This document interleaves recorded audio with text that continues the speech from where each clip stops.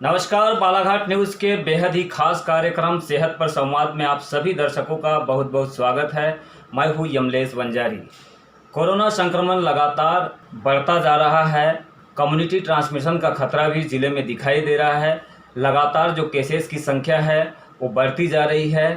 पूर्व में हमने देखा कि लगभग 4 से 5 कोरोना पॉजिटिव मरीजों की रिपोर्ट आया करती थी, लेकिन अब इसकी संख्या 30 और 40 पार हो रही है। ऐसी स्थिति में क्या कुछ सुरक्षा के उपायों और मापदंडों का पालन लोगों को करना चाहिए, इसी को लेकर आज हम चर्चा करेंगे जिले के प्रतिष्ठित और विशेषज्ञ एमडी डॉक्टर CS चतुर्मोहता से, जो कि समाज सेवा में भी काफ़ी अग्रणी और प्रतिष्ठित माने जाते हैं। तो आइए हम आपको सीधा रूबरू कराते हैं डॉक्टर CS चतुर्मोहता से।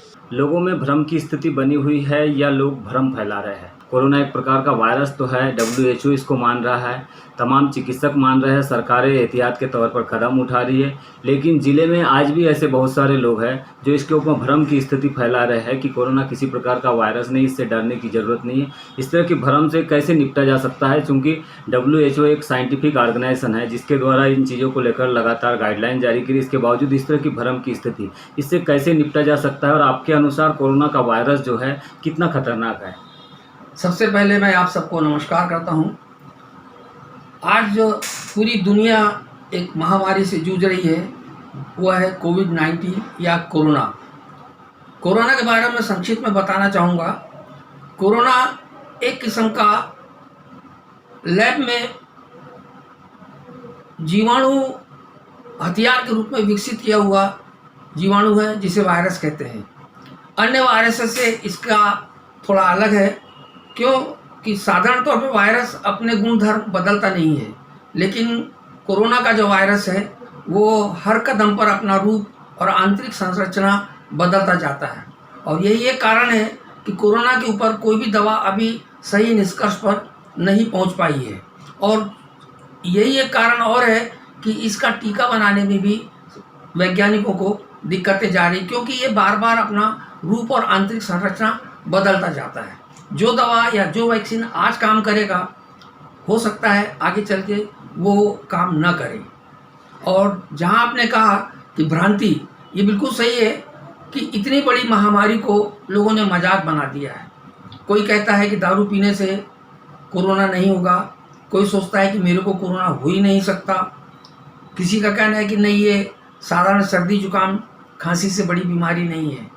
और बहुत सारे जो काढ़ा है, देसी पद्धति के उपाय हैं, ये बहुत लोग सलाह दे रहे हैं व्हाट्सएप और दूसरे सोशल मीडिया के माध्यम से जो बातें फैलाई जा रही हैं।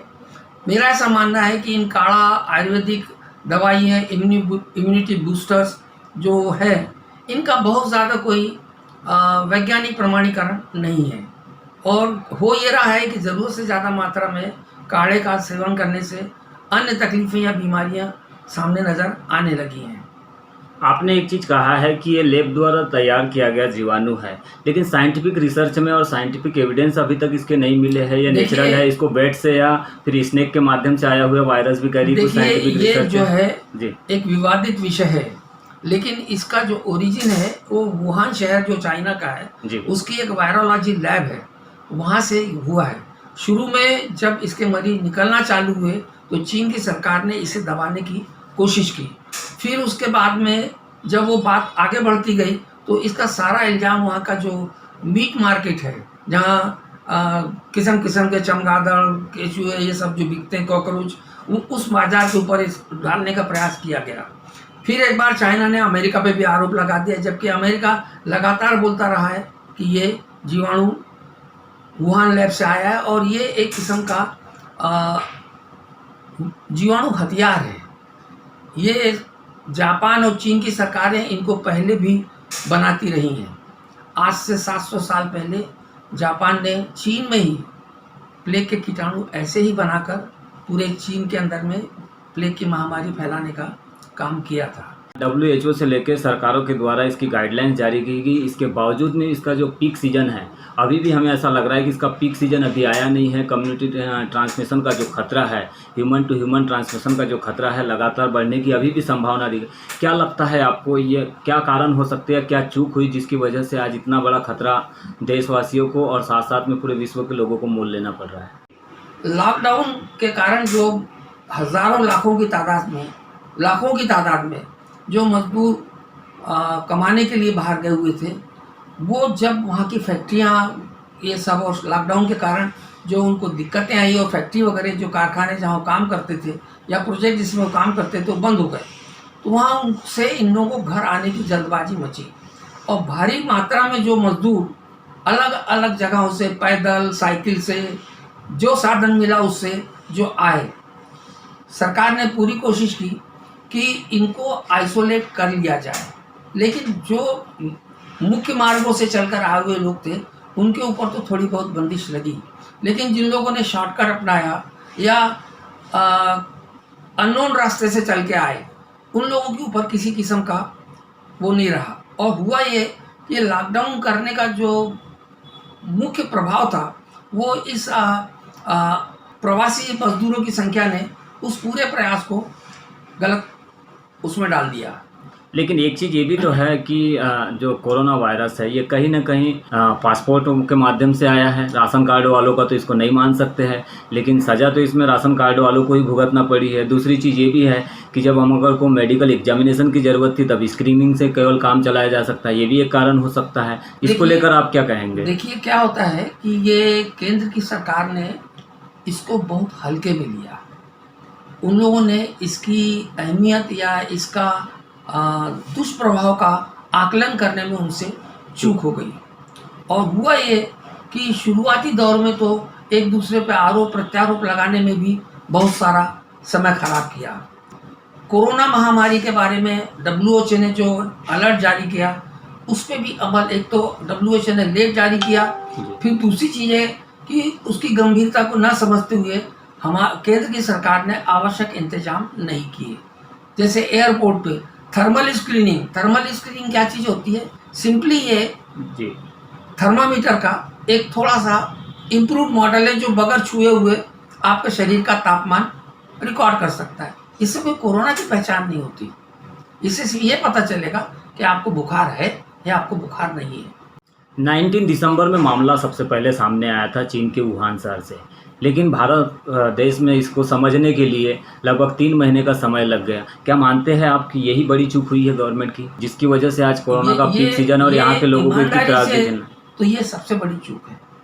अगर उस समय कदम उठाए होते तो आपके पास हवाई जहाज में आने वाले यात्रियों की पूरी लिस्ट होती है। अगर आप उनको ट्रेस करके उनको 14 दिन क्वारंटीन कर लेते या आप उनको एयरपोर्ट से उतरने के बाद क्वारंटीन कर लेते तो विदेशों से आने वालों की तादाद घट जाती और वो इतनी कम मात्रा में होते कि आज आपको जितने बड़े पैमाने पर आर्थिक नुकसान सहना पड़ रहा है या जितना पूरे प्रशासन की मशीनरी जिस हिसाब से मेहनत करना पड़ रहा है और उसके बावजूद भी वो वांछित सफलता नहीं मिल पा रही है, ये सब नहीं होता। आज ज़िले में जिस तरह की स्थिति बनी हुई है, गवर्नमेंट की जो स्कीमें है उसके तहत में गाइडलाइंस के तहत में लगातार कार्यवाही कर रहा है, उसके बेड बिस्तर भी बढ़ा रहा है, लेकिन इसके बावजूद जो संक्रमण का दायरा है लगातार बढ़ते जा रहा है और मरने वालों की संख्या भी अगर बालाघाट जिले के लोगों की अगर एक्चुअल आंकड़ा कहा जाए तो 15 से 16 का बताया जा रहा है। हालांकि रिकॉर्डेड में 4 लोगों की मौत बताई जा रही है प्रशासन के द्वारा, जो कि यहाँ के हॉस्पिटल में हुआ है, बाहर के हॉस्पिटलों में उसको काउंट नहीं किया जाए। ऐसी स्थिति में भी कुछ भ्रम की स्थिति बनी हुई है लोगों में, इसको लेकर क्या कुछ कहेंगे आप? एक प्रशासन ने 22 मार्च के बाद से जो 21 दिन का लॉकडाउन लगाया वो बेहद सफल रहा। प्रशासन ने पूरी चुस्ती से अपना काम किया, लेकिन इनकी पूरी व्यवस्थाओं को जो मजदूर प्रवासी जो थे जो वापस बालाघाट आए, जिनकी तादाद 1,07,000 रिकॉर्डेड है, 1,07,000 प्रवासी मजदूर वापस आए। बालाघाट जिले में 1400 ग्राम है, 1400 ग्राम के अंदर में 1,07,000 मरीज अलग अलग क्षेत्र में फैलते गए। दूसरी चीज़ ये है कि हर काम हम चाहते हैं कि सरकार और सरकारी मशीनरी कर दे, हम अपनी नैतिक जिम्मेदारी कुछ भी नहीं समझते। रोज़ पेपर में आ रहा है कि 1 लाख मरीज आ रहे हैं, इतने मर गए, करीब करीब 70,000 से ऊपर लोगों की मौत हो चुकी है। इसके बावजूद भी आप शहर में घूम के देख लीजिए, मास्क पहनने को रोज तैयार नहीं है, सोशल डिस्टेंसिंग का पालन नहीं करते हैं, बाजार बाकायदा खुले हुए हैं, भीड़ भड़का वैसी है। और सोशल डिस्टेंसिंग जो कि इसका सबसे मूल मंत्र है कि कम से कम सामने वाले से 2 मीटर की दूरी बनाए रखना जरूरी है, भीड़ भाड़ वाली जगह पे नहीं जाना चाहिए। लेकिन इन सब की अनदेखी आम जनता कर रही है और इसका खामियाजा जब कोई बीमार पड़ता है आसपास का, तब समझ में आता है कि बहुत बड़ी बात हो गई। अदरवाइज लोगों की जो प्रचलित भाषा है, सर्दी खांसी क्या होता है। आज स्थिति ये है कि नागपुर, गोंदिया, सारे अस्पताल जो अच्छे और बड़े हॉस्पिटल हैं, इनके अंदर में जगह नहीं है। कोरोना मरीजों की तादाद इतनी ज़्यादा हो गई है, एक तो ये अस्पताल दूसरे मरीज को भर्ती भी नहीं कर पा रहे हैं, और जहाँ भर्ती हो रहे हैं मरीज, उनके चार्जेस, उनके खर्चे बहुत ज़्यादा हैं। आप इसकी विभिषा का अंदाज इससे लगाइए कि अभी तक के हिंदुस्तान में करीब 730 डॉक्टर कोरोना के कारण मर चुके हैं और करीब 4,000 से ज़्यादा उनके परिवारजन अपनी जान गंवा चुके हैं। जो सहायक स्टाफ है, उनका हेल्थ वर्कर्स हैं, उनकी सही तादाद अभी जानकारी में नहीं है। और अब सबसे बड़ी बात यह है कि इसके बारे में जो डाटा आ रहे हैं, उनकी ऑथेंटिसिटी डाउटफुल है। डर तो आज भी है, लेकिन डर जो पहले हम देख रहे थे, वो डर आज लोगों में नहीं दिखाई दे रहा है। इसका क्या कारण मान सकते हैं आप? नहीं, इसके पीछे सबसे बड़ा रीज़न ये है कि आखिर कितने दिन आप कितने दिन तक रिस्ट्रिक्ट कर पाएंगे। और दूसरी चीज़ है कि डरता हर आदमी है, आप कितनी भी सुरक्षा करें अपनी, आप मास्क पहने, आप दूर खड़े होकर बात करें, लेकिन आपके पास आने वाला आदमी अगर एहतियात नहीं लेगा तो आपकी एहतियात का असर आधा हो जाएगा। हम सारे नियम कायदे और जो गाइडलाइंस है उसका पालन केवल आम जनता तक पहुंचाने का प्रयास करते हैं, लेकिन हम कहीं ना कहीं ये भी देखते हैं कि हमारे जो चुने हुए जनप्रतिनिधि होते हैं, वो इस भीषण पेंडेमिक के दौर में भी हमने देखे कि उनके द्वारा कई प्रकार के प्रोग्राम ऑर्गेनाइज किए गए बाकायदा, जिसमें कई प्रकार के पालन नहीं किया गया। ऐसी स्थिति में हम केवल आम जनता को ही अगर हम ये सारे नियम कायदों का पाठ पढ़ाएं तो कितना मतलब लगता है आपको जरूरी है? देखिए, ये एक विवादित विषय है जी। मेरा ये कहना है, ये इसका आकलन जनता ने करना चाहिए कि उनके जनप्रतिनिधि ने, उनके चुने हुए नेता ने इस भीषण महामारी में उनके लिए क्या किया, और जिनके कारण वो इस सत्ता का मत या कुर्सी का फायदा ले रहे हैं या उससे जो शोहरत पा रहे हैं, उस जनता को उन्होंने क्या दिया, इसका फैसला जनता को करना चाहिए। इसके बारे में मेरा बोलना कुछ नहीं।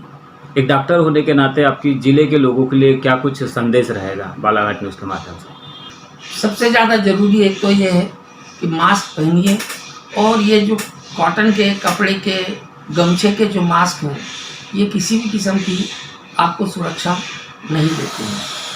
किस तरह की सुरक्षा और भी इसमें कर सकते हैं लोग एहतियात के तौर पर? एहतियात के तौर पे एक बात मैं आपको बताना चाहूँगा कि कोरोना के साथ में एक दिक्कत होती है कि ये 60 साल के ऊपर की आयु वाले, दम सांस की बीमारी वाले, sugar, blood pressure, heart disease, cancer के मरीज, या जो मरीज कीमोथेरेपी पे हैं, या जिनको गुर्दे की से संबंधित बीमारी है, इन लोगों को कोरोना बहुत ज़्यादा नुकसान करता है। जैसे 100 व्यक्ति कोरोना के संपर्क में आए तो इसमें मेरा ऐसा मानना है कि 80 से 90% लोग जो हैं वो किसी प्रकार के लक्षण आए बगैर निकल जाते हैं।